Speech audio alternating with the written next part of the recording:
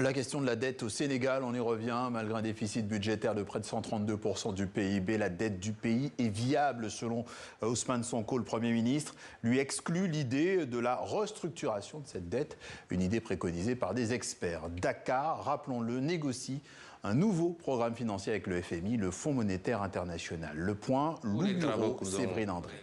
Nous permettent de voir ou d'entrevoir la possibilité. Le Sénégal peut-il faire face à une dette de plus de 11 milliards d'euros sans l'appui du FMI? Après plusieurs missions sur le terrain et un audit approfondi des finances publiques sénégalaises, le Fonds monétaire international est formel. Une restructuration de la dette s'impose. Une option que le gouvernement, dirigé par Ousmane Sonko, continue de rejeter catégoriquement. Tous les travaux que nous avons réalisés nous permettent de voir ou d'entrevoir la possibilité de sortir de cette situation sans avoir besoin d'une restructuration. Nous considérons que de l'analyse que nous en avons faite, notre dette est viable, puisque nous nous débrouillons pour la rembourser depuis 1 an et demi, au plus sans aucun programme. Le gouvernement sénégalais se veut rassurant. Il assure disposer d'alternatives pour gérer cette dette héritée de l'administration Macky Sall. Sur le terrain, l'austérité s'impose. Depuis plusieurs mois, l'exécutif multiplie les coupes budgétaires et les taxes.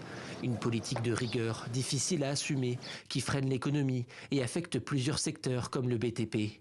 Mais pourrait-il en être autrement? Pour certains économistes, la restructuration proposée par le FMI est loin d'être une solution miracle.